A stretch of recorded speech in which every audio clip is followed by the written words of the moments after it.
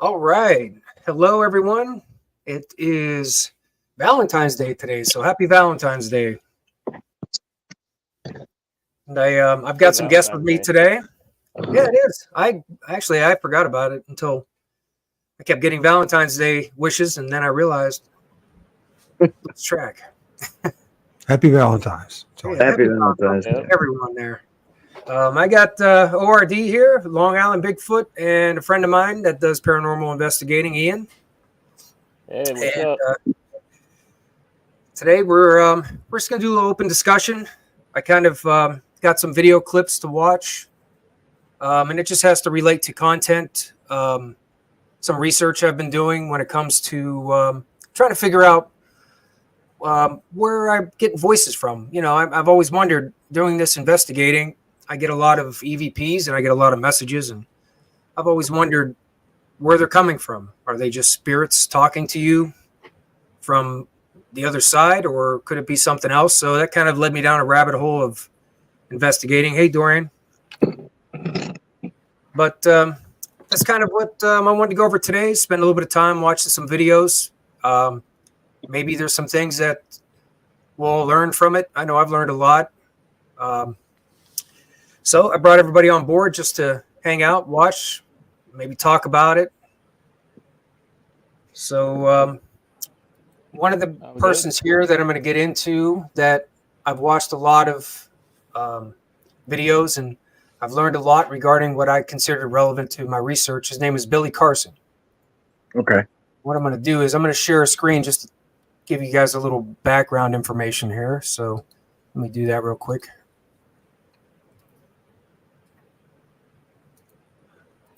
Here we go.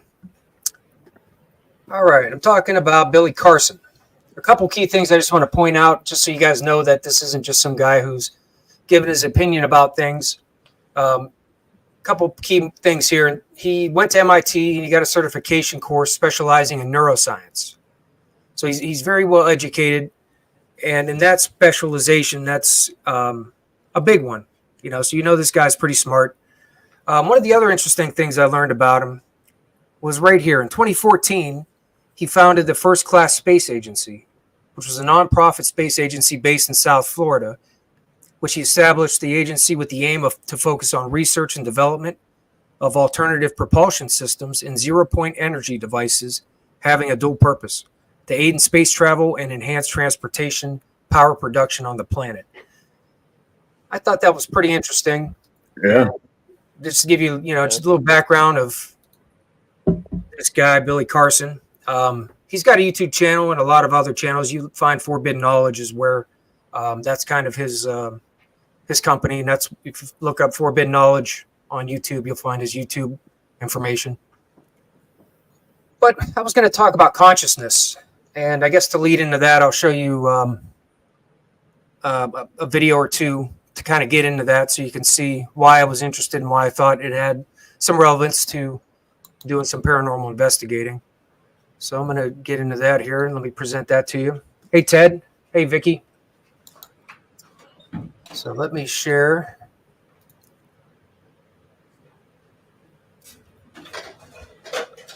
Okay, that's the guy right there. That's Billy Carson.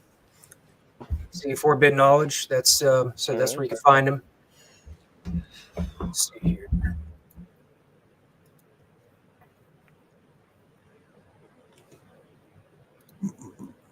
My son has joined us. Just that's okay. Oh, all right, cool. What's his name? Chase the Ghost. Chase the Ghost. All right. So here we go. Let me do this first of all. I'm going to start at a certain point here, and this will just be a little introduction about him and just a little bit. Then the true power that resonates inside of you, and you're supposed to be able to command your reality, command things into existence. And it doesn't mean that you're walking around with a magic wand creating planets and stuff like that. All right, just pausing it real quick. I want to check and make sure everybody can hear that. If the volume's loud enough. Hear it, yeah. If in chat, if you let me know. I just want to make sure it's not too loud. That's my only concern. So if it sounds good, just maybe give me a thumbs up or something to let me know.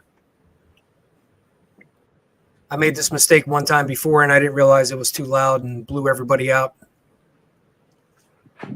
Maybe a little louder, if anything. Just a Turn snitch. it up a little bit.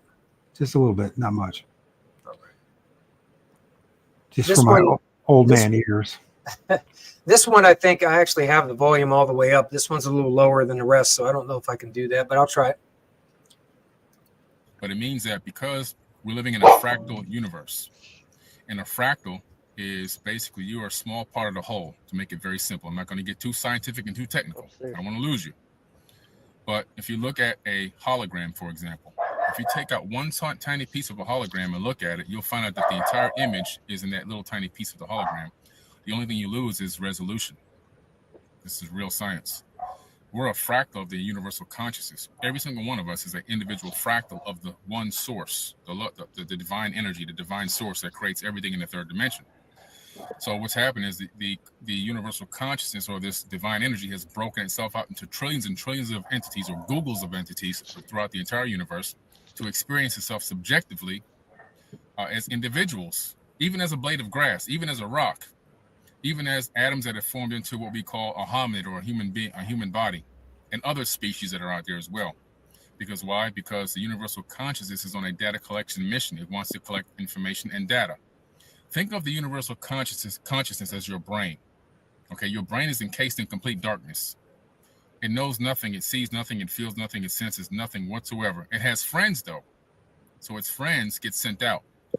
Hearing, seeing, smelling, touch, feel. It says to his friends, hey, go out there and tell me what's going on. Collect some information and bring it back to me. This is what the universe is doing. The same exact thing, as above, so below. So your brain sends its friends out, hearing, smelling, touch, smell, all your senses. They go out, they collect information. But what they do is they collect data, digital bits of information that they themselves cannot decipher. Okay? Your nose can't decipher the information it's bringing in. Your fingers can't decipher the touch and feeling that they're getting out there. It only can collect data. It transmits that data back to the brain, which is encased in complete darkness, and then your brain sorts it all out and then projects a hologram of what's going on out there. And you navigate through the matrix based on that. Kind of disconnect there for a second. And you navigate through the matrix based on that hologram. And that's how you operate and maneuver your avatar body through this electromagnetic field that we call the third dimension. Everything only exists as electromagnetic waves until a conscious observer and vibration frequency collapses that information to a slower vibration, which then we can identify as matter or solidity. But in true reality, solidity and matter, even distance, is all an illusion. Okay. But when I say that you are a God, you have to understand that you have the same commanding powers as a divine energy, just in a very smaller fractalized form inside of your own body. Okay. Well, there was just a little sample into him talking about the universe and consciousness. And that, like, I don't claim to be an expert at all. You know, that's why I'm just, you know, a guy who's interested in trying to understand maybe what happens with the afterlife and things like that. So that's how I kind of go down the rabbit hole, and I look at guys like him who have a lot of knowledge, and some of the things he said, that's just a little bit that kind of led me towards interest in what he talks about. But it's very interesting to think about when he talks about the universe and how he compares it to like a part of a hologram. And it seemed to make a lot of sense, and it gets it. Well, I I like that he's giving like power to the people, almost like giving them like that. Not just saying like, oh, you're capable of doing all these things. Like I like the way he broke it down. So you know, in a simple form almost. You know, because there's not much to it, as you could hear from what he says. And like you said, you can't magic wand a planet, but he's talking about like manifesting and like, in a sense, manifesting and doing certain things like that. And I mean, it's true. We have so much more that we don't use, and we're taught that, like, you know, there's these things are so far out of our reach, or they're sci-fi, or they're, fantasy, or whatever the case may be. But there is a lot more capabilities that we have that we can reach out and grab if we do them. Right. He's very good at explaining things. Jacques Vallée talks about this as well. He's well known for like the passports begonia and his research in ufology and his connection with the paranormal, connecting the dots, along with Whitley Strieber from Communion. They talk about this interconnection with the paranormal and the spirit realm and the ufology. They talk about this thing about this holographic universe or simulation, and then there seems to be a lot of physicists that are on board with this concept as the years go by. But they've been talking about this for about at least 70, 80 years. But it started to kick in the 70s and the 80s, right? This whole idea about the holographic universe. I think it has some kind of great bearing on what we're all dealing with when it comes to the paranormal or cryptozoology or whatever it may be, right? The fields that we're working in, right? Because there's an awful lot of things that are going on that certainly blur the line, right? So how is this going about? This holographic universe, it talks about this, this whole thing about intention, right? And our thoughts and how our intentions can help manifest stuff. I noticed in my own personal experience when it comes to Bigfoot research that I noticed that I didn't start really having any kind of experiences of any sort until I really used my magnificent magnifying mind, if you will, on the subject, right? And then the things started happening, right? And I was, but it's interesting. Why is, I'll stop for now, but it certainly is a big part of what we're dealing with, right? Right. Got anything, Ian, that you want to mention there? I want to leave you out. Oh no, I'm sorry. I want to say I'm sorry. I was a little distracted before I'm babysitting the dogs for my parents this week. Oh, okay. I couldn't see the screens. I didn't know. Did you have to get up for the dogs, or I was watching the screen? Yeah, I had to. I'm down in the basement right now. It's like a finished basement, but I just went upstairs and closed the door. I had to mute the mic for like a minute or so. Okay. It's all You were good. screen sharing him, so I didn't want that to be interrupted. Yeah, I got you. Yeah. There's a lot to that. That was just the start, but it leads into what he talks about, how our consciousness is all connected, and I guess that kind of is in par with how we talked about the fractal universe and how we're all parts of it. That leads to talking about the conscious connection. Right. And then there's the hive mind situation too that we have to take into consideration. Sometimes I wonder if it's how the pros and cons of that, the hive mind situation, and how we I noticed, so for my personal journey, when I stopped listening to everybody else's voices and I started to listen to the voices around me, the not, I'm talking, well, let's just go for it. We're talking about, I've come to realize there's such things as familiar spirits, whatever. It's placeholder, what, familiar energies, if you want to call it, regional, local energies. And then when I stop listening to other human beings and start listening to my inner self and the things around me, I get guided in places with this thing called synchronicity, and weird things start happening, right?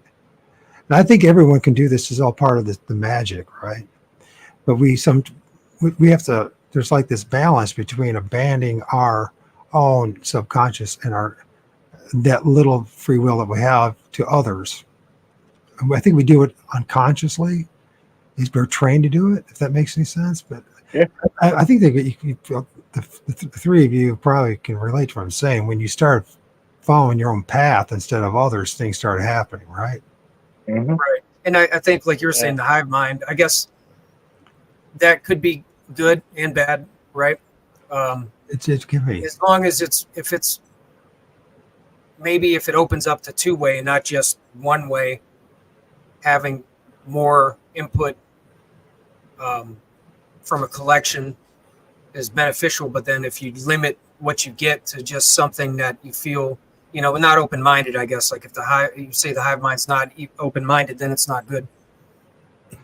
Yeah, I think we can see it all in the fields of discipline that we're researching in, right? We see it in this following the group can be very detrimental and coming closer to any kind of evidence of truth or the reality of things, right?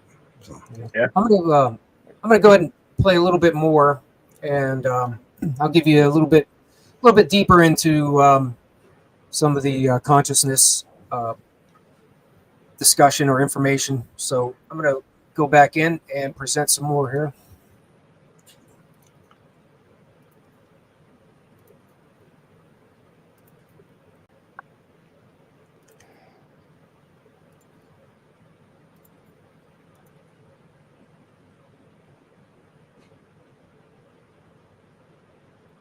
This one I'm going quantum physics has challenged these assumptions, demonstrating that the presence of an observer can significantly alter experimental output of a quantum computer. That was really important what you just said there. Yeah. Numerous contemporary science. 1 second.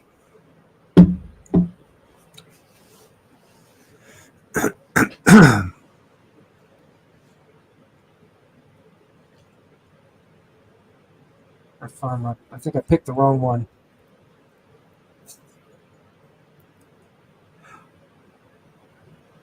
Well, how the observer can influence the stuff is a really important part to talk about at some point, because it's us, right? As researchers, investigators, people out in the field, whatever. How much are we influencing what happens, right? With our thoughts. Oh yeah, I always felt like the attitude you go into investigation definitely matters. Yeah. All right, here we go. All right, we'll start her up here. Imagined. Quantum physics and higher dimensions. Quantum physics might sound like a complex and distant concept, but think of it as the rule book for how things work on a really, really small scale, much smaller than anything we can see.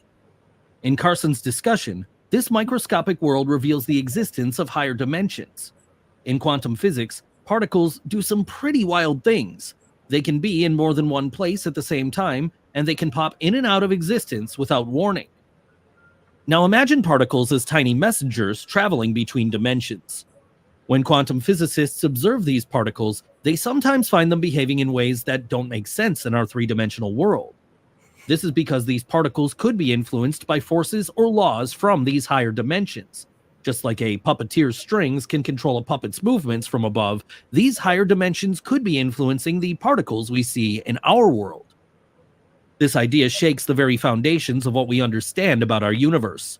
It suggests that the universe is like a giant jigsaw puzzle, and quantum physics is showing us pieces from parts of the puzzle that we didn't even know existed. It's as if we're getting a sneak peek into a hidden realm, opening doors to new worlds that operate under completely different rules than our own. The human brain, quantum mechanics, and dimensional phasing. The human brain is an amazing organ, but imagine if it had abilities beyond what we know. Carson suggests that our brain synapses, the tiny gaps between neurons where signals pass through, might actually be tapping into these higher dimensions. Think of your brain as a radio, not just picking up signals from our world, but also tuning into frequencies from these other dimensions. This might sound like science fiction, but in the world of quantum mechanics, it's a possibility that scientists are beginning to explore. There's evidence to suggest that these synapses are involved in processes that defy conventional physics, like being affected by quantum entanglement, a phenomenon where particles remain connected so that actions performed on one affect the other, no matter the distance between them. Carson's idea here is that our thoughts might sometimes phase in and out of these higher dimensions. It's like when you daydream and part of your mind wanders off to a different place. What if, in those moments, your mind is actually interacting with another dimension? This could explain moments of extraordinary inspiration or creativity, as if we're tapping into a vast network of knowledge and experience that exists beyond our physical realm. All right. That was one of the ones that had me interested, especially when it comes to what they were talking about, what he theorized, that your thoughts enter other dimensions, and that's part of like what you'd say is a network of consciousness. And I always wondered, because a lot of the messages I get seem to be like conversation pieces, not always just direct answers talking to me when I'm asking questions. It's like I got a broadcast of somebody's conversation somewhere or something, and that when I looked into learning about what just came through there, it kind of made sense that maybe what I was actually hearing or coming through the device could be what he just talked about there, the messages traveling through different dimensions, or your thoughts. It could be possible that they were interacting like with my NecroMeter, especially when I get messages, that I could possibly be picking up conscious thoughts, because sometimes that's what they sound like. So that kind of, that was a little example of what led me down looking into, researching that kind of information. By the way, Mike, I finally got that app myself. I've been playing around with it a little bit. That and the Necro Dice app also. Cool.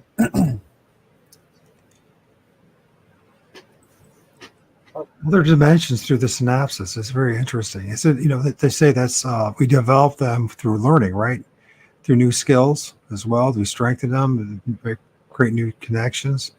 Maybe there's some kind of correlation there too, as far as interacting with these other dimensions. So it's about maybe it's like the information that we receive, right, and intake somehow influences what will be the outcome and these other dimensions. That makes sense. That makes me think about Mike. I don't know if you could do like a Google image search, but I remember seeing there's a picture that compares the neurons of the brain with like the spider web of like galaxies in outer space, and like how similar they look to each other. Yeah. And then there's the indigenous cultures and First Nations people that talk about that. It's like we live in a spider web, right? The world, the universe is like a giant spider web, right? Yeah. Right. And like he always says, in the big as is in the small, like he talked about the hologram fraction, and how he goes on, he talks a lot more, and he talks about like comparing God powers to what we have, as in the big to the small. Everything is like a fractal of the biggest picture comes down in fractal pieces all the way even to us. So like it's like there's a chain of command, like a hierarchy or like a caste system of like, or even categories that people are supposed to be placed in, or like, you know what I mean? And it's not like that. Everything's connected. Everything, like from top to bottom, left to right. Like we're as far as I'm concerned, we're the only thing on Earth that doesn't do what we're supposed to do. Like, we do like all this like willy-nilly crazy stuff. Like a deer is a deer, a leaf is a leaf. Like they don't. Let me ask you a question, LB. Do you think that we even know what we're supposed to be doing? What happened? Yeah, like no. do you think no choices no, you even have free will? Like some people say choice is kind of like an illusion. Yeah, but we're born into. I mean, especially in the United States. I mean, this whole country was born on. It's like it might as well be like a big stage, in my opinion, like a theater. I was going to say, like, I think possibly one of the things he talks about too that might relate is how, as in the big, as in the small, we're creators. We are in the image. So that's what we do. And he goes on to explain everything that we do, we're creating. So we're basically the same, just in a different form, but we have the same kind of, we're just a smaller fractal, but we have the same, I guess you could say, like characteristics. And that's what makes us different than like animals and things, because we're made different, and that reflects, that little fractal, what we are is of a creator. And that's what we do. The physicists call it the super force. Many of them call it these days, right? Or the cosmic consciousness, the super force. the religions would call it God, right? But whatever it is, it's just a placeholder. The fact of the matter is, it's something that's greater than us, and somehow when we tap into that magical things can happen, right? Figuratively speaking, right? And magic, whatever how you look at it. Yeah. I mean, you ever like know the phone's gonna ring, and like even more further, sometimes you know it's gonna ring and you know who's gonna be on the other end, and like how does that happen? And like we so instinctively just pick up our phone and like go to a contact and text the person. But I sat around for a while at one point and didn't do that, and I tried, and I couldn't do it with everybody, but there were certain people that I knew that were like, you know, able to receive like that deep rooted connection. And I would try to like send them wavelengths and see if they would pick it up, you know, and it wouldn't always be like they would pick it up and call me, but sometimes they were like, hey, I got like the urge to, like, I felt like I was gonna, you know, I should reach out to you. Like, I don't really know why. And vice versa. I've had it happen with me too, where, you know, quite often. Synchronicity, once again, right? That's what we're talking about, synchronicity. Yeah. Right, and that might be tie into what I started looking into this. I learned about quantum entanglement, and there might be something to that might have to do with others. There might be something with someone else that is with you, and they say no matter how far apart, like two parts could be, when one does something, the other knows. Yeah. So that might be part of why some people, you know, might have some kind of a connection where they might understand what's going on with someone else, even though they're not there. You know, if you think about what we're doing right now, or like a reflection, right? Fractal reflection of what you're talking about. So just think about, so something motivated you, Mike, MT, to reach out to me. Something influenced you. Mm-hmm. Whatever that was, something probably that was outside of yourself, but influenced you. Maybe it was, then we talk about these energies that are around us that we call spirits or whatever you want to call them, you know, because I'm not going to argue about what you call them, because I just call them placeholders at this point, because I don't know. But the fact is something influenced us, other things greater than us, and the next thing you know, someone reaches out, and then there's four guys of similar or something like-minded in something to try to suss out an issue or a question, find an answer, right? Because if you think about it, I'm in Northwest Ohio, Mike, you're on the other side of Ohio, and then you got one, you know, LIB's in obviously Long Island, and I'm not sure where are you. Ian, are you in Ohio as well? Yeah, I live in the same city as Mike does. I actually ran into him in the woods. Okay, that's Right. So here we are, and then all the people and the chat and watching, you know, from all the different parts of the world. And why are we all connected right now? You know? What influenced us? I think that's part of the question, right? What has influenced us to search out the answers to these questions? Yeah, and when I set up the podcast today, when I was thinking about doing this, and I was like, yeah, I think I'm going to do it this way. Automatically, I kind of already knew who I was going to ask. Come on. So I can definitely say that, you know, that there was something to that, because I didn't have to sit around and be like, who should I ask? I like automatically knew, you know, I'm going to reach out to Ian. I'm going to reach out to Mike, you know, and the cameraman, I reached out to him. He forgot it was Valentine's Day, but his girl reminded him, so he kind of had to take one for the team for say today. Yes. Yeah. Well, I actually had a question for everybody. Like, what I've been doing like paranormal research for like about a year and a half now, and I still seem to be about as sensitive as a brick.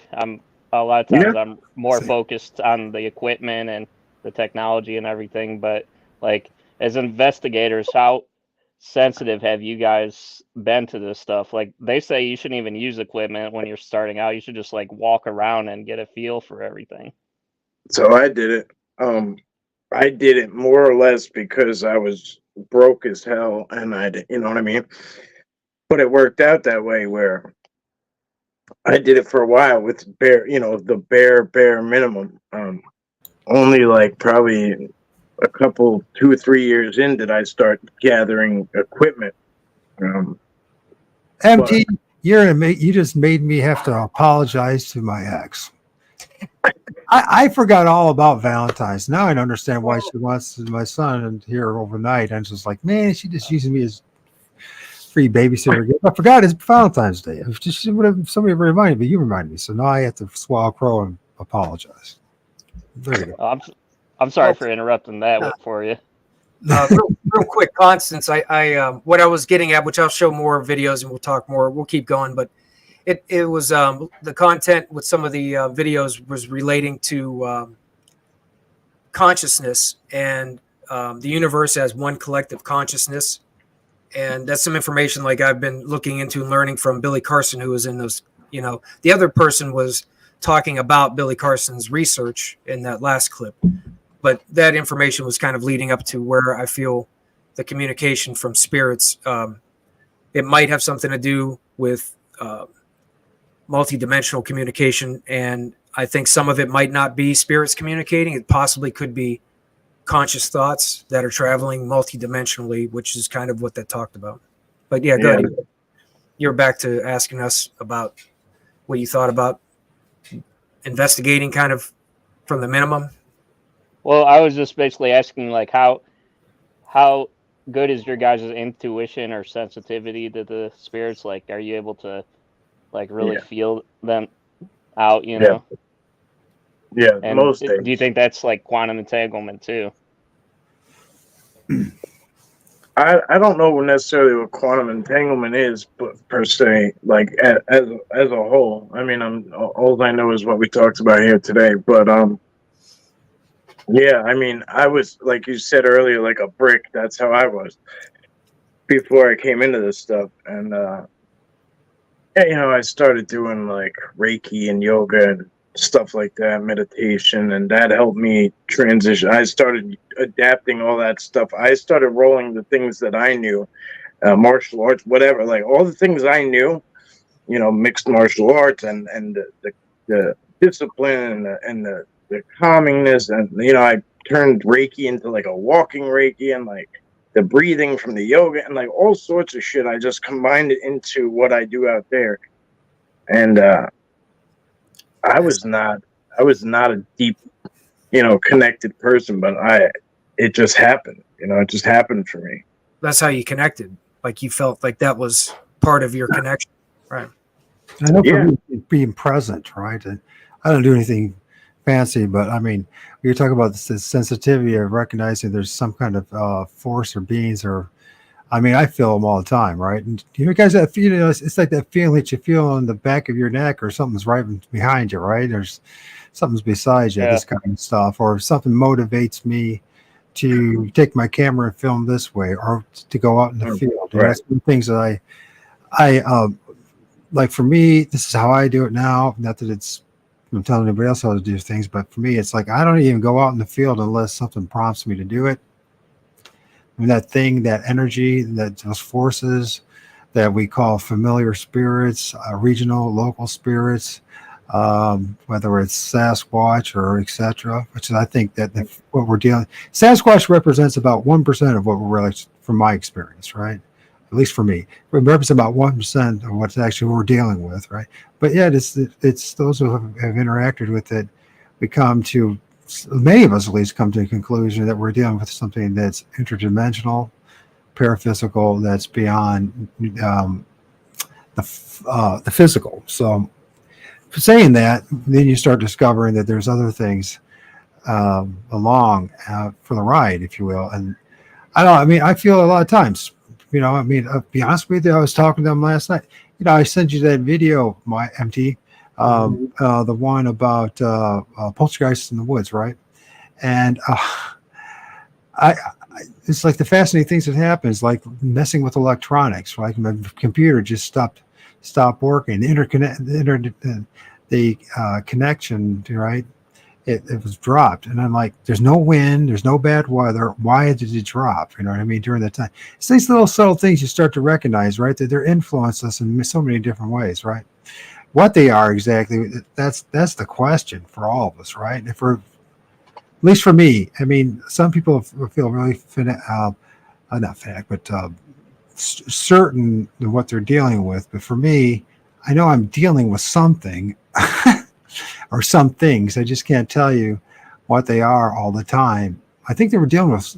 This is where it comes to this quantum, these multiple parallel universes, you will. And I'm under the impression that as you walk from point A to point B, from one end of your room to the next room, you're actually walking through, think of like layers of sheets of paper, right? And you're walking through one dimension after another after another. You can't sense it, you can't feel it at times, but sometimes you can. That's, how does that happen? Does that make sense? What I'm saying? Yep. And there's some of the videos I'm going to go into talk about multidimensional aspects as well. So that could be a good lead into watch that. Sure. Let me present that. See what you guys think.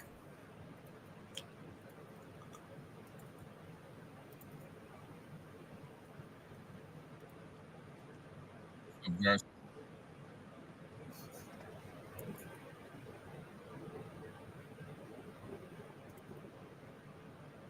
Yeah, maybe you're right, Vicky. Maybe that's what the veil, or multiple veils. Maybe there's multiple veils, right?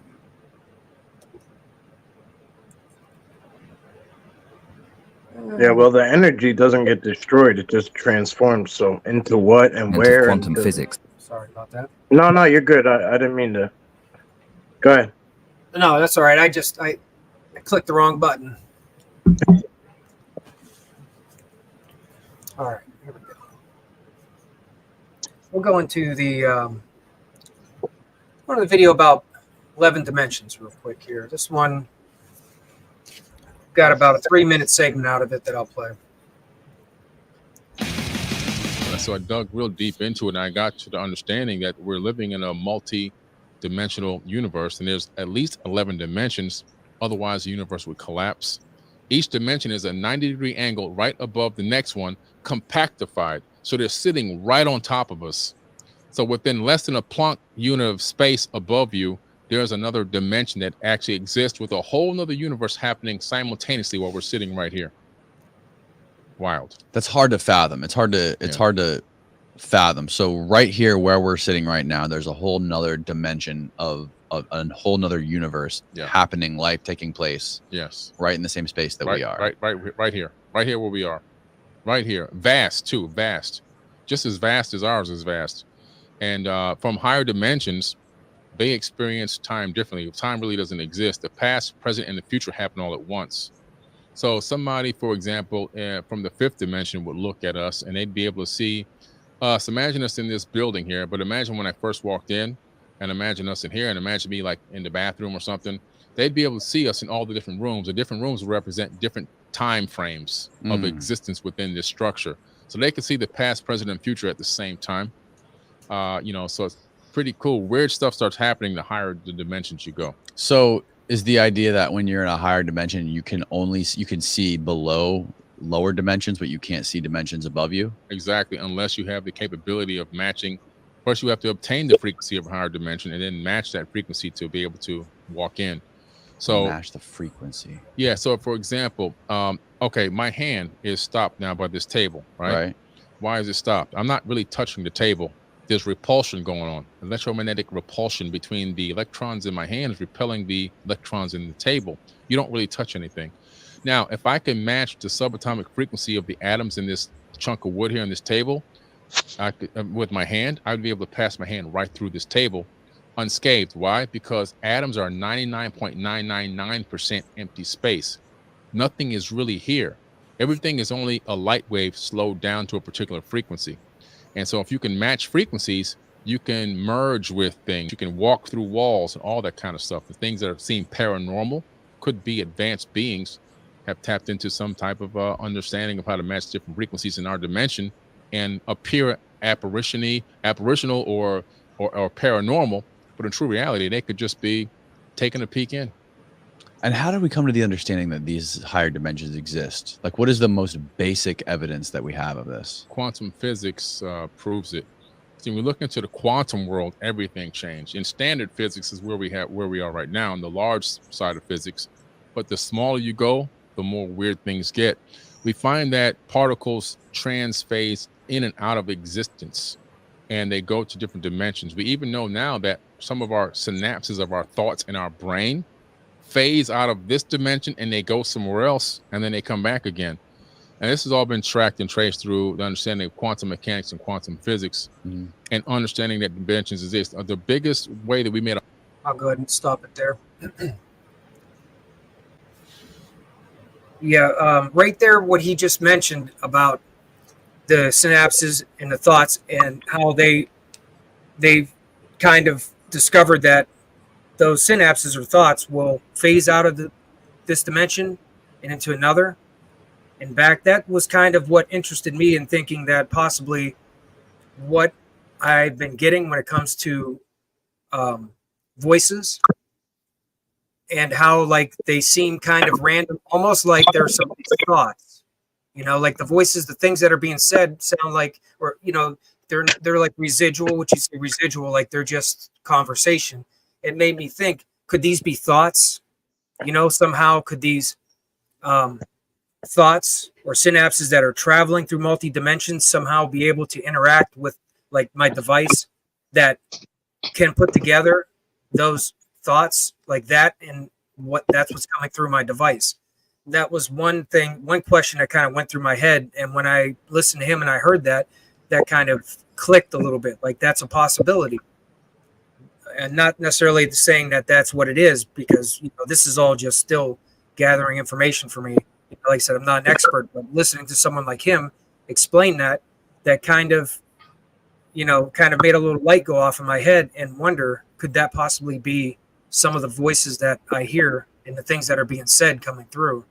Could it be something like that? Sure. You know, I mean, sorry, go ahead, bro. All right. So the thing is, I think about location. So he brings up about the beginning of this. So we talked about it's like the universe is like a checkerboard, or another way, it's like gridded. So like I was talking about, we were walking through like layers of paper one way. Now, if you put across it section and layers of paper going that way, it's just to visualize it. It's not literally paper, obviously. And then you could then crosshatch it, and so in other words, just think about you're walking through this whole thing, and it's like you're walking through a giant multi-dimensional grid, right? And each little square represents some moment, some time, some thought, some place. If that makes sense. So you go back to your whole, you know, when I think about like your devices you guys use in your paranormal research, you know, how much of that is important is location, positioning, where you're at, the time, etc. Right? So that's all variables involved in it. So what would have happened if you take those devices and you were to just angle them a certain degree, a fraction of a degree, one way or the other, how would that influence it, you know, as far as the communication would happen? I wanted to add one thing real quick. Sorry, and just one thing, Bob, before I forget. When I heard him talk about that, you know, about the multidimensional, and he talked about matching the subatomic frequency and being able to, like, basically, if you're able to match subatomic frequency with another object with your hand, it'd pass right through it. Yeah. Have you ever heard people talk about remote viewing? Sure. Right. Yeah. And when I hear them talk about remote viewing, it seems like that's what they're doing. They're going through in a form. They're like passing through doors, through objects. So it seems like they have like matched the subatomic frequency of going into like another part of a dimension, like a fourth dimension, you know, and they're able to like go through objects. And I've heard some of them talk about even the feeling of passing straight through a wall. And that always like interests me, you know. And then you're talking about other body experiences, astral projecting, and the near-death experiences. You connect those things in it. And what's interesting is that when you pay attention to these everyone's experiences, they're different, aren't they? There's no universal set place that everyone goes. Have you noticed that? Right. Every time they leave their body or they have a near-death experience, they might have similar things. Like usually they have to do cultural things or religious things, and things that they're familiar with, that kind of stuff. But when you start to break it down, why don't they all go to this wonderful magical place that's all full of like lovely trees and flowers and magical colors? In fact, is everybody goes to somewhere different each time. You look at Bob Monroe's work, the Monroe Institute, and about his work and other kind of stuff, and it's like the inconsistency that he was experiencing. He's documented, and I think that's something that we're going to have to deal with, the inconsistency, and recognize this, because we're going to a different place every time. Just by a slight movement, a slight positioning of equipment, if you ever go to the same place that you research, in this very exact place, and you went there every single day for the rest of your life, because we're dealing with something that's so magnificently complicated, right, and so diverse, and that you could put that device in the same place every time, and just the little movement of a hair or whatever is going to affect it in some way, some form. I don't know how you guys feel about that. But I find the idea interesting that like what we see or experience as paranormal activity is, or like what our devices capture is, possibly like collisions with parallel universes or other dimensions. Yeah, it's never universal, the messages, is it? I mean, from just my observation, I'm not doing what you guys do, but for observing MT and his work, it's like there's some things are subtly consistent, but most things are not, are they?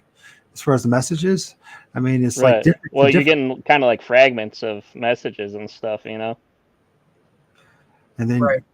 Yeah, that's what made me start looking more into why are they just fragments and not always I'm communicating, the voices, what's being said isn't always just communicating to me like directly. It's not answering my questions. It's not telling me something that is like a conversation with me. It just seems like it's like I'm picking up conversations that are bits and pieces of someone talking.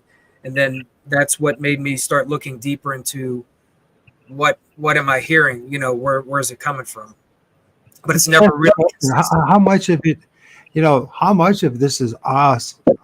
I mean, there's our intention to get to that place, to have that moment happen, but how much of it is actually them really trying to communicate with us? Bigfoot's the same way, right? If it really was, we had much control over it, a guy like, Long Island Mike here, he would be seeing a Bigfoot every single day. They don't happen that way. So so it's like there's just so many factors involved in it. There's our intention, but then we have to be at the right place at the right time. It's almost like a presentation is given to us. It's like you could be in this field research, and it's probably the same thing with the paranormal research. Like you get a guy, like remember the first encounter I had with a Bigfoot, the guy standing next to me, the Croatian Menace Man, he saw eye shine. I didn't see it.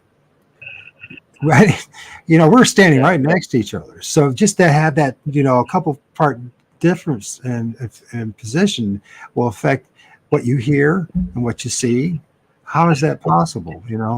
That just goes to say the complexity of what you're dealing with. Yeah, it's really complex. That's what it is. It's amazing, isn't it? This stuff leads you to quantum physics, bro.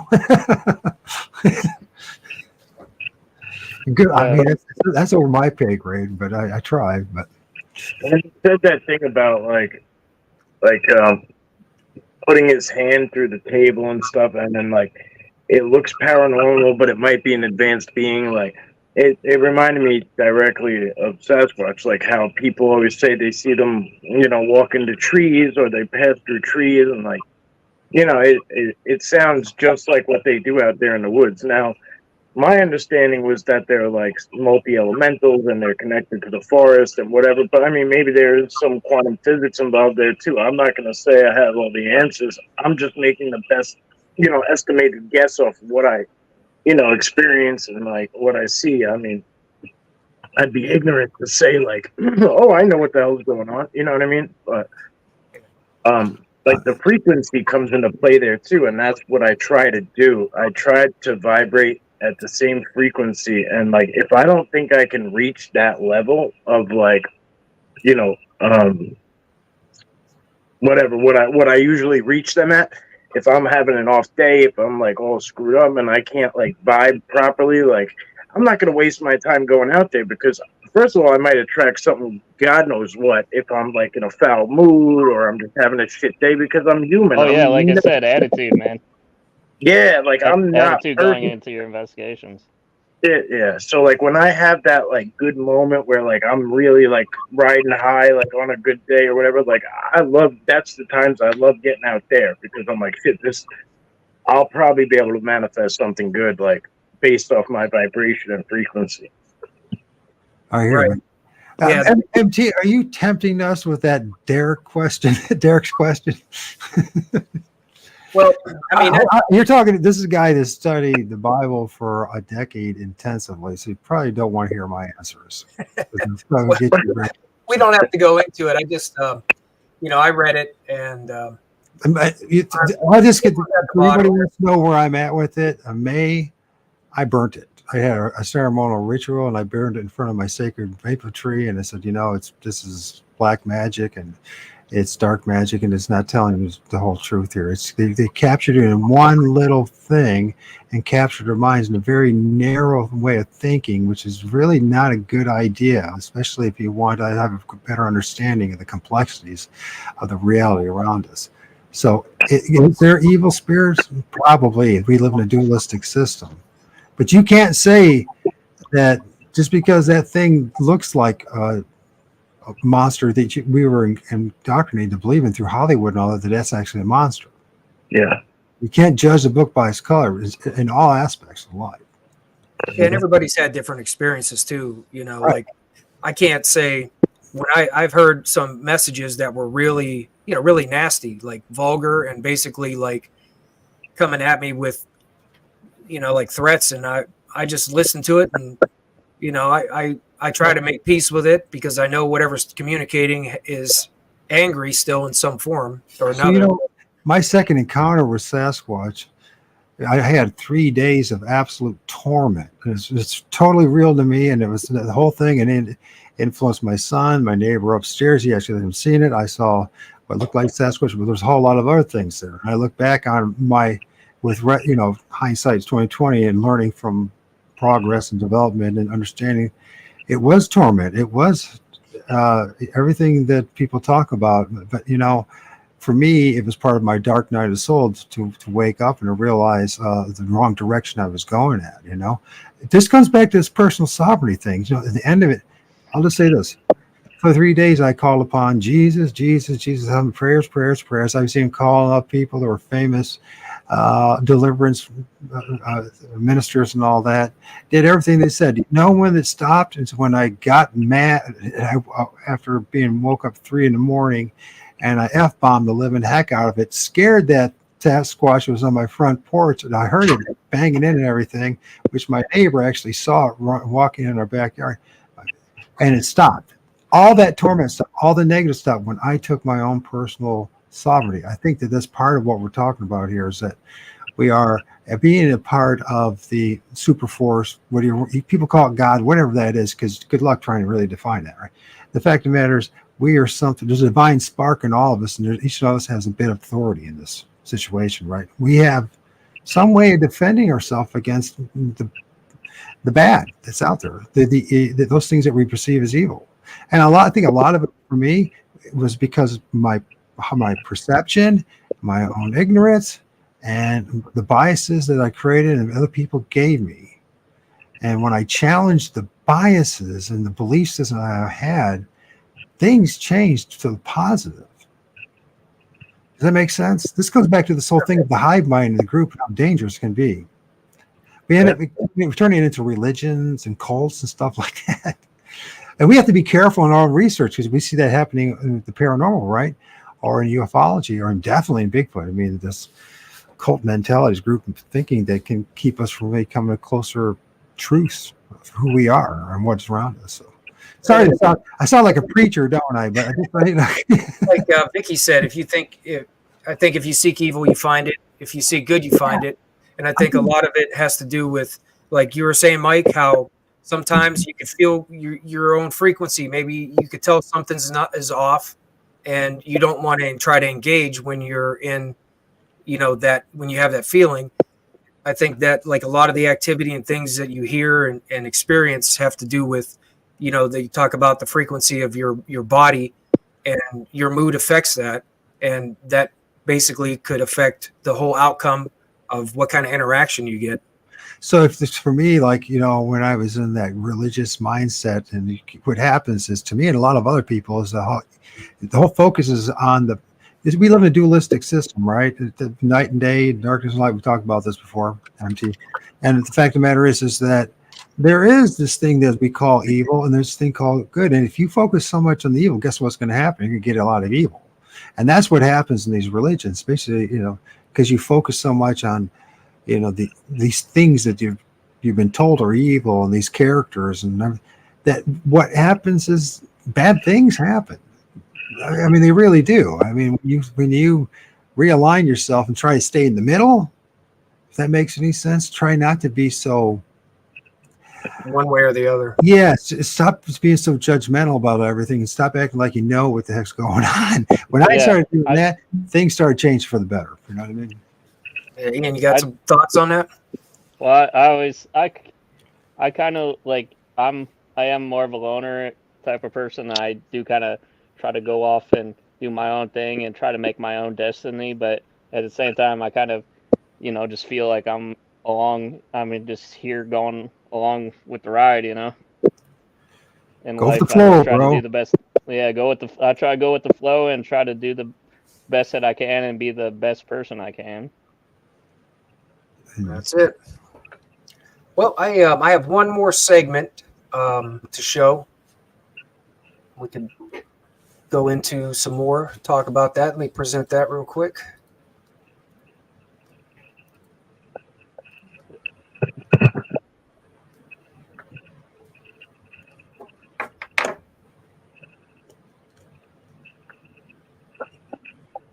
You got to be smart to go to MIT, man. I had a good friend from high school. He had a photographic memory, literally. He went to MIT as well. I have no idea why he hung out with me. I think it's because in high school we partied, so that's the reason why. And we're punkers, so that's what I'm thinking. Actually, I think I already covered that. I'll just go with a couple shorts from Billy Carson here. This one was every single cell in your body is at 0.07 millivolts of electricity, and you have 35 billion cells. Multiply that, you're at 2.65 or so trillion volts of electricity in your one body. You're a walking nuclear explosion. This is where the Qigong energy comes from. This is where Reiki healing energy comes from. It's extracted directly from the cells in your body. It's not mysticism, it ain't magic. No, it's real. When you understand how to tap into the energy meridians in your body and extract the energy directly from the cells in your body and focus them, you now have healing power. I was studying quantum physics, and I came across all the double slit experiment and wave particle duality. So electrons make conscious decisions to be solid matter or waves, and photons do the same thing. And everything exists as a wave of potentials before it even becomes collapsed into matter based on conscious intervention. So the reality came to me, the only thing that does exist is consciousness, and it's all the same one. It's all the same consciousness. What it is one radio station, imagine, right? And that one radio station in your neighborhood is broadcasting out 99.1, 0.2, 0.3, 0.4, 0.5. Each avatar body encapsulates a particular dot number of that frequency, and that frequency animates our avatar body so we can experience life in this dimension, but we're all coming from the same source.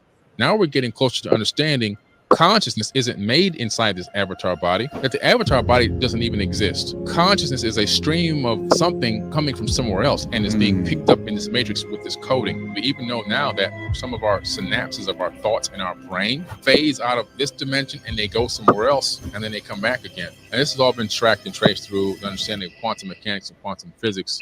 So what does that mean? What's here? There's only one consciousness, it seems. And it's like a radio station that's transmitting out a frequency from a higher dimension. Our avatar bodies pick up that frequency. You're 99.1, I'm 99.2, he's 99.3, but it's still coming from the same source. And so we're all coming from the same source. It's like the universe has found a way to live subjectively through multiple entities, but not even through entities, even through objects that we consider to be man-made. Because every atom we know now in quantum physics is also conscious. There you go.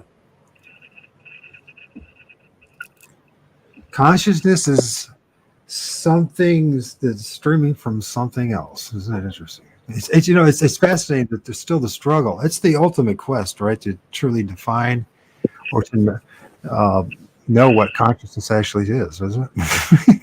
See, one of the things I picked up from what he was talking about there and listening to him is about the consciousness of basically everything and how everything's connected. And I think one of the reasons why some people have the ability to make some kind of a connection, and that manifests itself into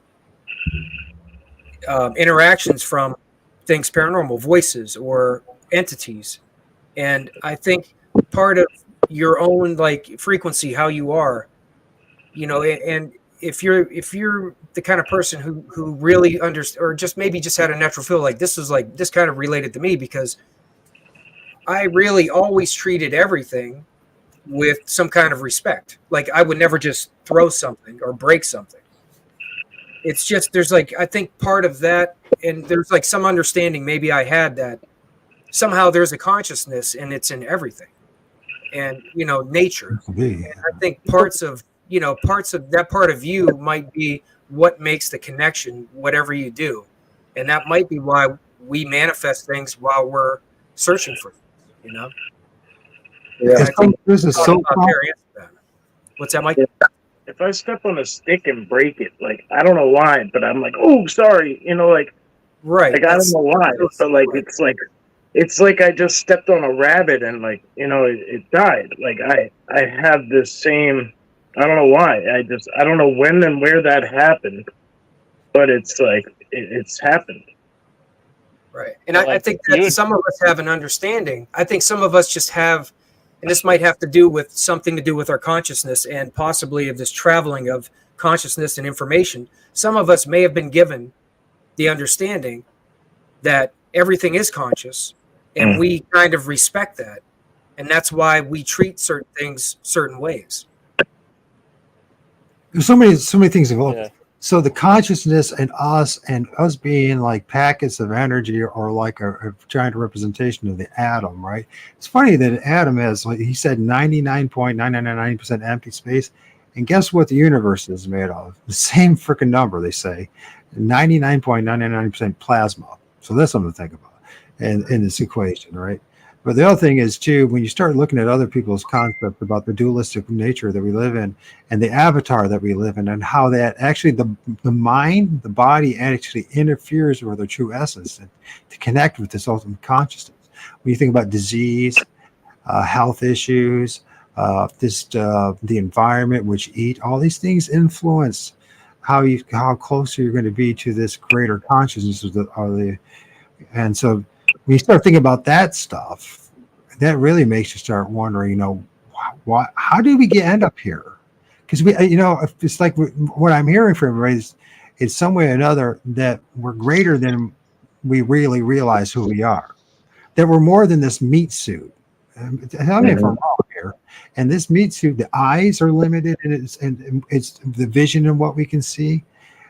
Everything about the meat suit, something happened to us. Just put it that way, right? It's like we can go into such deep issues here, philosophically, theologically. Lots of like medical science, whatever, however you want to put it, has biology, I guess, right? Whatever. I don't know to what extreme it goes. I mean, I guess it's it depends. But right, like our vessel, our human body has been defined and given limits. Like this is what you have and this is what you can do. But I don't believe in that. Like it's just a vessel, and like there is more to it. But like I like that he mentioned Reiki and Qigong and like, and then brought up frequency, and like that's what I do. That's basically one of my main formulas. It's like connecting my life energy out there, putting that frequency out. If you and Jack and Trap or whatever, you guys all go out and you have walkie-talkies and you're within really good range of reaching each other, right? Like a half a mile, but you're not dialed in. right? Like if you're not dialed into the same frequency, you'll never hear each other, feel each other, connect. Period. Right? Through those But walkie the talkies. question is, LOB, is that it's even possible to even happen, or can it on a consistent basis, or can it only just happen once, or can it happen on a consistent basis?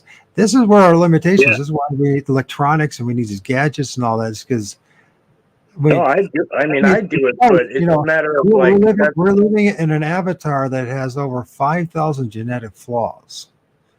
I mean, these are things that we have to put it all in the variables of what we're dealing with. The meat suit in ourselves influences on what we can sense and feel and see. And that causes us to have limitations. So that's why we need these gadgets.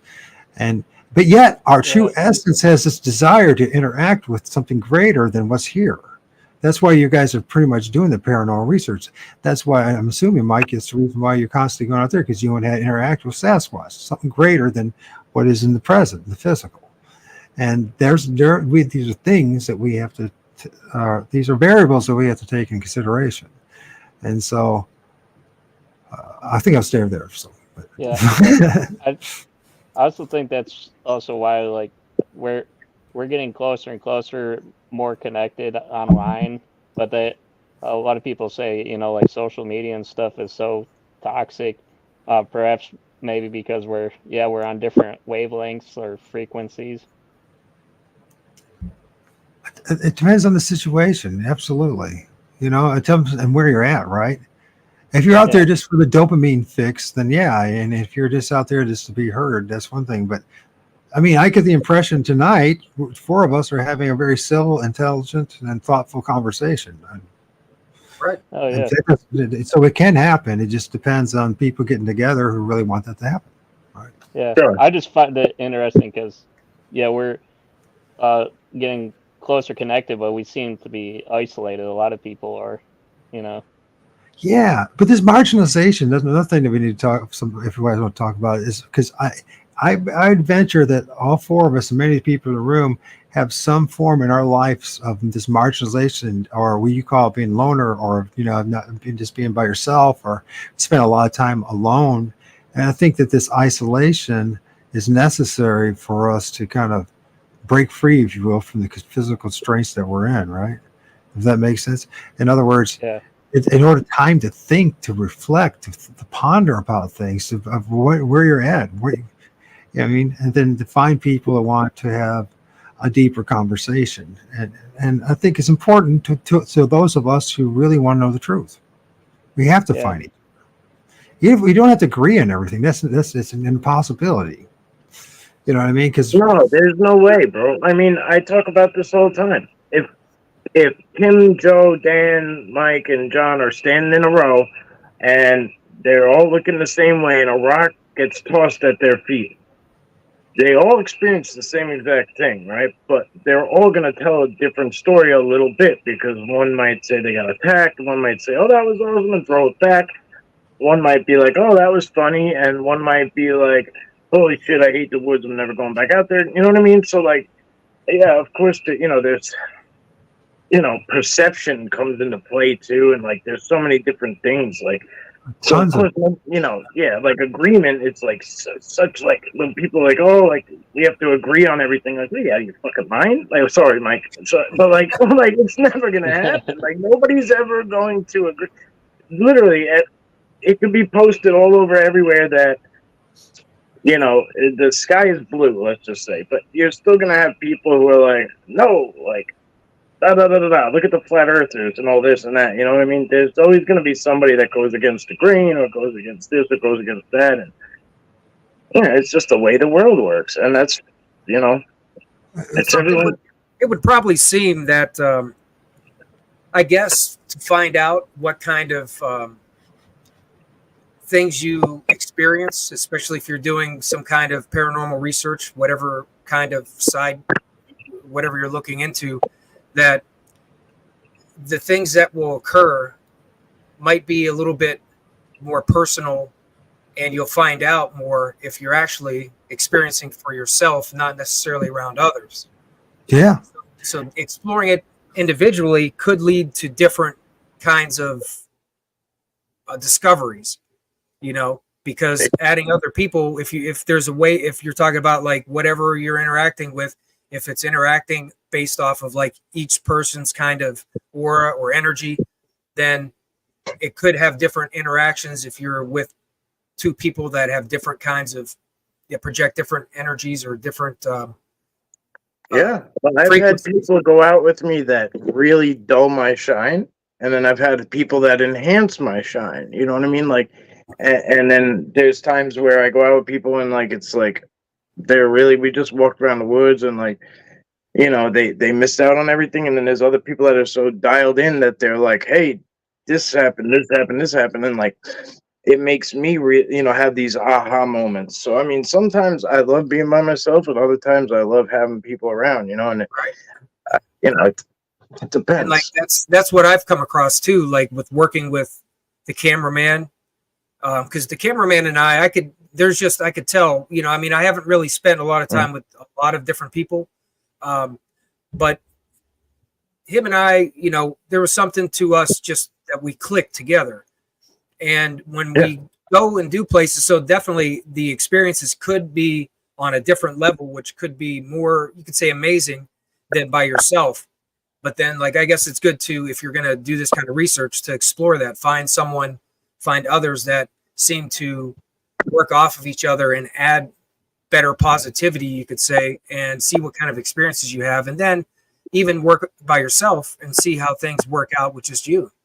Well, there's different perceptions, like we were just talking about, and different attitudes, different whatever. So, like, some people are just gonna, you know, never contribute anything positive, whatever. But everyone has a view and a puzzle piece that you might and it's just a way we're products of our environment, right? Like, or like we've only explored so far, and like the next man and the next woman next to you, they've learned different things along the way, and like it's great to combine forces with people if, like, you know, you want to expand. And yeah, you guys complement each other very well. You guys have, you know, the similar styles but different styles, and like, but you communicate on a flawless level, which is the most important part, right? Ian, anything? Yeah, I mean, it's always good to, you know, get, you know, like a different outlook on, you know, like different ways of investigation, and, you know, like it can open up your eyes to other, just like other things, I guess, you know. You have a team, right? I mean, from time to time. Yeah, it's we work with. I work with my sister and her boyfriend, and yeah, we've investigated a bunch of places, but yeah, I mean, we were thinking about trying to come up with like a whole, you know, like, you know, name, and we're gonna try to do like a business card or something, and like t-shirts or something, but they're you know, they're pretty busy with life, I guess. Yeah. Let me ask you this: do you guys because you work a lot? I mean, from what I could tell, you do a lot of work by yourself. Do you notice a difference when you have others with you than when you're by yourself? Have you noticed anything kind of like inherently different? Well, other than it being like a lot easier, because then you have a cameraman or somebody to help hold the camera for you. I meant like anything as far as like, you know, the different energies together. Do you ever actually notice any kind of different interaction? Oh yeah. My sister's boyfriend, Clark, he's more sensitive, you know, a lot more sensitive than I am to spirits, because he actually was like clinically dead for like a few minutes during a surgery, and then thankfully he was able to come back to life. But he seems to think that that's one of the reasons that like spirits are like drawn to him. Yeah, I've heard that a lot. And so yeah, like a lot of times we get more activity when he's around, and it's good because he can kind of sense different areas or hot spots of a location. Okay. And my sister, she kind of She kind of makes things more lighthearted, I guess, and she tries not to be too serious and kind of makes us laugh. I sometimes I wonder with the when people are pronounced clinically dead and like so was somewhere around after my brain injury is when I started to experience things, and like I sometimes wonder if it's like the reset button. You know what I mean? It's like you're wiped. It's almost like your slate is wiped clean, and like you get this like like empty brain, like to like kind of start over with. You know what I mean? And like I try to see a bright side of having that happen, and like that's one of the few things I could think of that might have occurred, because I've talked to other people that have had TBIs or been pronounced technically dead or clinically dead, whatever, like shit like that. Things that are very similar, and it seems like that was like a restart point. I just call it the reset button because I don't know what else to call it. But. Yeah, I've heard a lot of the experiences with out of body experiences, and that seemed to always. I mean, from the remote viewing, like when I've listened to some people talk about remote viewing, especially when it came to like the government's involvement with working with remote viewing, the main person that they started with, it started after he actually died. Okay. And in his research, he talked about when he was interacting with others that were, kind of the same kind of gift. It all stemmed from reaching the point of almost being dead for everyone, or technically dead and coming back. It seems to be the common thing. So at some point, I guess some kind of trauma that affects you physically, maybe not necessarily dying, but something severe could be kind of a change that ends up. This goes back to what I was talking to you, my MT Mike, earlier today about. I mentioned something about anti-structure and structure, and how that influences life. So when we have major events, we call that anti-structure. That's what they call it, at least. And what that means is that we live our lives very structured, orderly lives. You know what I mean? And then something major happens, like a brain injury or a near-death experience, or a moving up from your house, or remodeling your house, or a war, or a divorce, or a breakup. And these moments of anti-structure is when there's a higher propensity for having some kind of paranormal event. So that's something to think about. And then,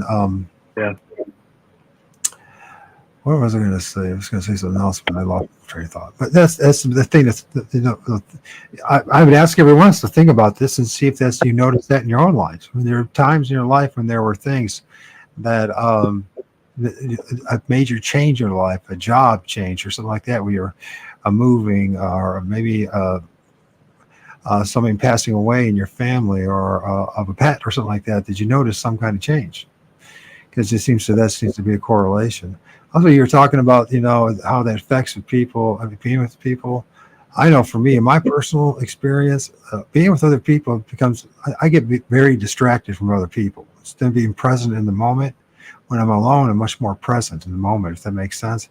But with other people, it's, there's the conversation, you're worrying about the other person's thinking, what the other person's doing, all that, instead of being present what's around you and all that. So for me, it affects me quite dramatically. Yeah, that's what I was saying. It's certain people. Like some people distract me, some people enhance me. Like it depends what kind of vibe they have. Right. Yeah, I agree with that 100%. There's so many variables involved in this, from liminal spaces to dramatic changes in your life, to all sorts of things.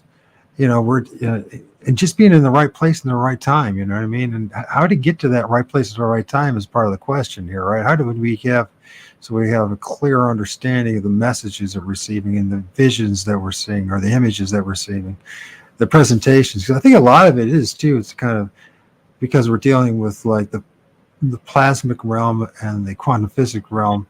The presentation is a big thing. It's being in the right time, the right place. The lighting has to be right. It's all sorts of variables, right? Right. And it's hard. It's the thing with what we're dealing with. You can't reproduce this in the lab. It's like what you were talking about, not astral projecting. What was the other one? Remote viewing. Remote viewing. So that's really. I mean, the people I talk to who do that, they all confess that it's a lot of hit and miss. It's not. There's not consistency in their own adventure or remote viewing. So why is that? What are the variables? Yeah. Is it, maybe you didn't get enough sleep, maybe you're really tired, maybe you're hungry, maybe you go to the bathroom, all sorts of variables that get in the way, man. It's really true. You got to wonder too sometimes if they're hitting the right timeline, like, you know what I mean? Because like there's, again, like you said, there's so many variables that like that come into this stuff. Right. Yeah, there's a whole lot of possibilities, especially with something that's so unknown. Yeah. Way back in the beginning, MT, way back to the beginning, you were saying something about like I think they were saying something about like the verbiage crossing the dimensions, and I think that might be like the telepathic, the mind speak that people talk about, which is like, as well, it's coming through to like the devices, but I think it also is why like certain people like myself will receive like telepathy and mind speak from them and be able to communicate back and forth without having like a visual on the target, so to speak. And then there's another variable, and that is like from my experience, the first time that I heard what they call samurai chatter, right? There's nothing visible there. I mean, I heard it, the gal next to me, she heard it, we both heard the samurai chatter, right? And we all looked in the same direction where it was coming from. We even walked to where it came from, and there was no sign of any Bigfoot of any sort, but we both heard it. So how did that happen? You know what I mean? Well, like you were saying, those sheets of paper you walk through, like the grid, and like I describe it so similarly. Like I say, like it's like cellophane, because sometimes like it's right there, and like we might not be able to physically see it or touch it, or but it's there, and like sometimes the sound comes through, but there's no visual. Sometimes they kind of like poke through a little bit and like peek in. Sometimes they break through it and come through, and like it's just like you were saying, like just it's so. I mean, the guy was saying it too. Like it's all so relevant. It's just like a matter of like, what do you put it into play with different spirits and different beings and different things like, and then where do we fit in the picture? Yeah, that's like multi-dimensional aspect of pretty much most of everything that we experience. And they talk about higher dimensions coming through. That would according to some of the things that I've heard, that sounds just like some of the experiences. Something coming through and peaking, and then it's gone. Yeah. Something saying something, and there's nothing. You guys saw it with that squid thing, and I wanted to jump up and down and say a bunch of things when that happened, and like a lot of times the things you guys go through, I'm like, I just sit back and just kind of wait, and just if you guys come to me for something, I give you my response. But I think that thing was attracted to the red light that one time. It was, I believe, the first time you guys used that red light, and I don't know what it was about it, but I think it kind of screwed that thing up, whatever the hell it was, and it came through and was like, oh, and backed out, Yeah. Ian, what were you going to say? I was going to say, I think the thing with, you were saying that, those results and experimentation really can't be replicated in a lab. Well, I think the lab, we just don't have a lab that's that advanced yet, talking about consciousness and multi-dimensions and quantum physics. I mean, like, in order to, keep replicating that and saying for 100% certainty, what's going on, then you're going to need, like, a lab on, like, a God type level, wouldn't you? Pretty much. I mean, that's great way to say it, right? Or be really synced into super conscious or the super mind or the force that we're talking about, to really be synced into it. which I think our true essence desires that in some way, right? We want to be synced into this. We really want to know what the reality is, because we live in a world right now where there's so many. It's a lot of confusion. It truly is a lot of. The more you do this, it should make you reflect on the world that you live in and what kind of place are we really living in. Yeah, I think it's all connected, like your intentions and feelings, and even just like you know, like say if you have like you put like a pentagram on the wall, or you know, like something satanic, or even just like a picture of like an evil person or an evil, I don't know, spirit or drawing or something like that in itself, I think I've heard it, at least it can bring some kind of energy to it, and it can you know, give bad feelings and juju, I guess, to the place. But you're talking about the sigil, and they say the pentagram, the circle in it. Some people use that as positive things. And here's our irony thing: if you look at early history, say Christians, they used to have that on their church. They used to have windows. You can go look it up. The old churches, they have that pentagram on their church. So then you're like, you know, it's about how you, it's what you, the value and that sigil that you put on it. It has no power in this, what you put on it, right? You know what I mean? It comes back to like this whole thing about devils and monsters and gargoyles and that kind of stuff.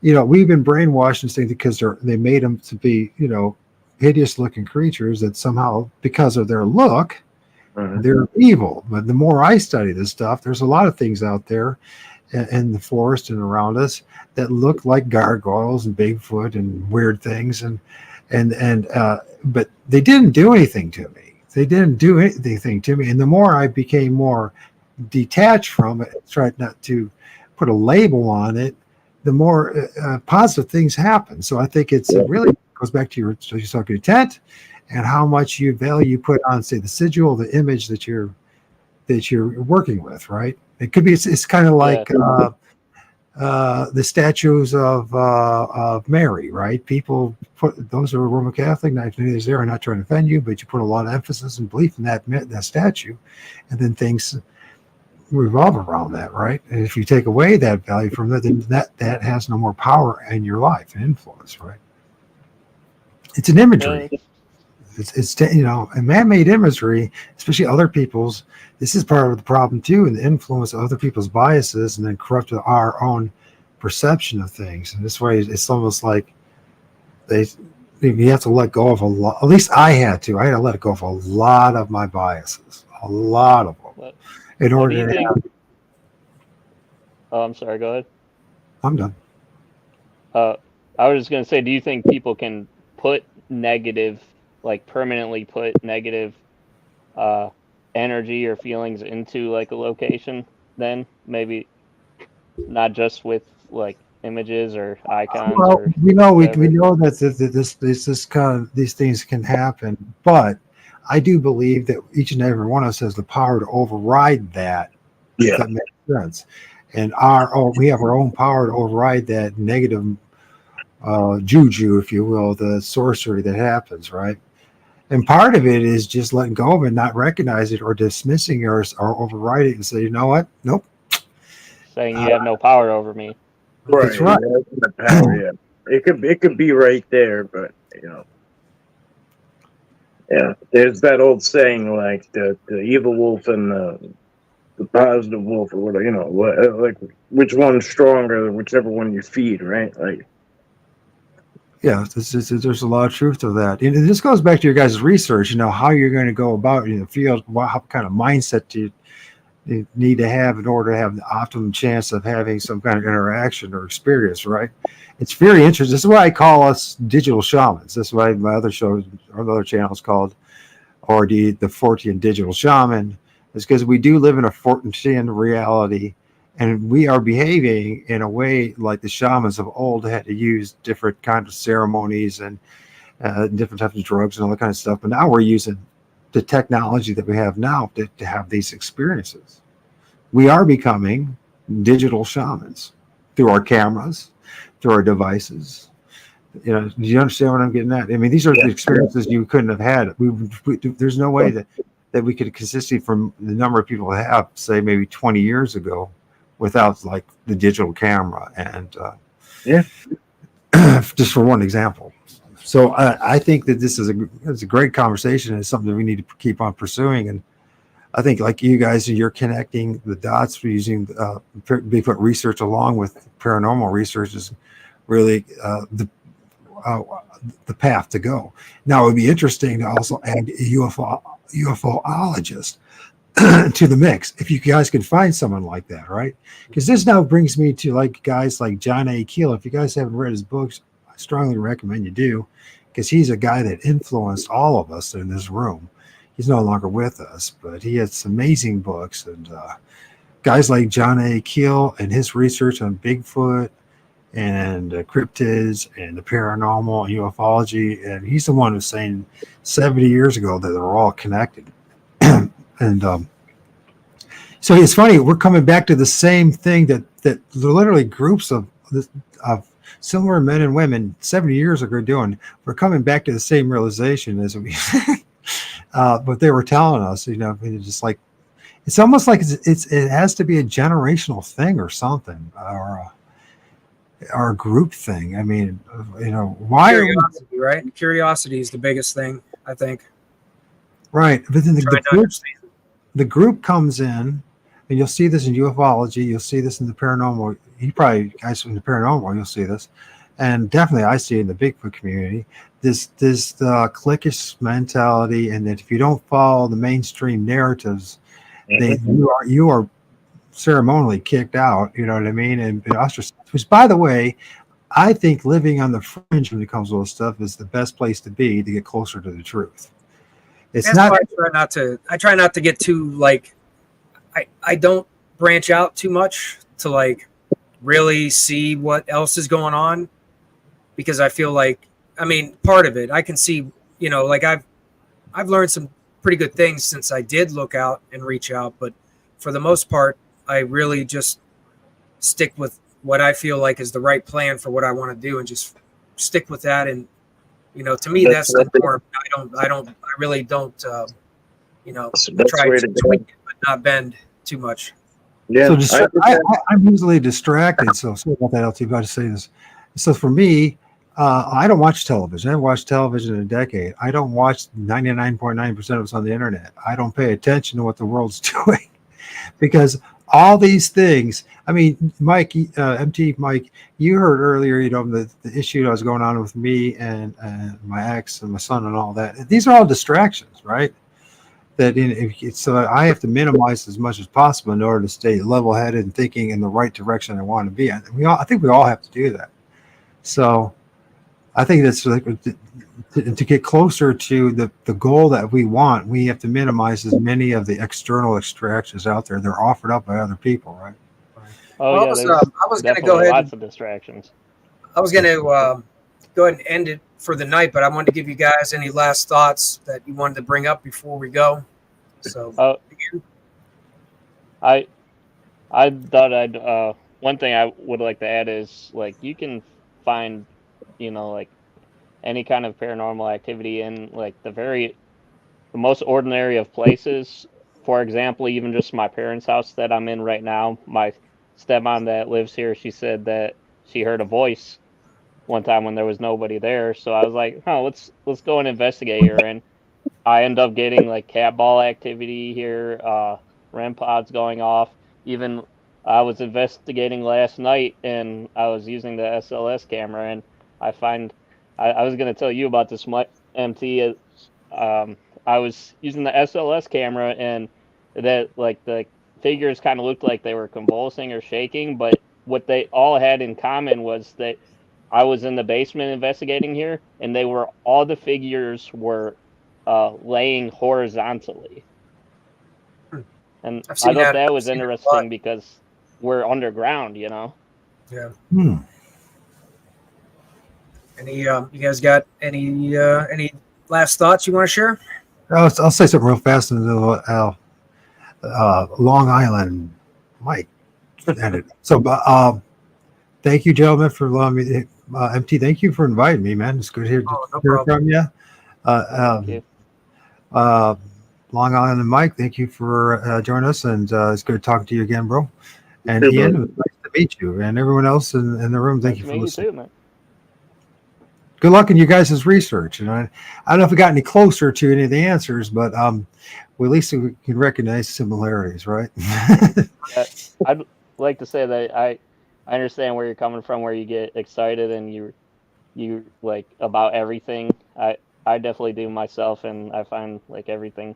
I always like to soak up knowledge and information, you know. Right. LIB, you got anything on your mind you want to share? No, I'm good. I mean, thank you for having me. I mean, I talk too much anyway. Thank you for having me. It was good to see you guys and everyone in chat. Yeah, it was good to see you guys. I hope this happens again. I enjoyed it. Before I take off, get you guys to come on my show too. Oh right? yeah, I'll do that. You got a show too? I got a couple. I got my own, The Lord of Ord. We maybe started a new show, Sasquatch Confessions and Friends. So yeah, I was going to say, Ian, and anybody in chat who doesn't know LIB, Long Island Bigfoot, or Lord of ORD, I've got links to their channels. I even have them up in the chat too. You can go and check out all their content. You know, I'm sure LIB will be on their show soon. I'm sure of that. So I just want to say thank you guys. Thank you for joining me, and we had a great show, and I think this is a great time, and we'll have to do it again. Absolutely. I think we just scratched the surface on all that stuff. Oh yeah, and to build on what you said before I go, Ian, about how like you don't have to be anywhere what you would call like special to encounter things, to interact, or to have experiences, and that's been one of my main points since I've started doing this, because I've come up with some things that I felt maybe help, and being out in the middle of nowhere, out in the woods, like a lot of people kind of ask about that, like why are you searching for paranormal activity just out in the middle of the woods nowhere? And I could say is watch. We have to do a show about that, MT. We got to do a show about that, and the paranormal, or the forest poltergeist, and the energy that's going in there. We have to do another show about that. That's I'm convinced that you're going to have a better chance having a paranormal experience in the woods than you are in your home. Just because of the factors involved. That's all. I mean, I don't know how you feel about that.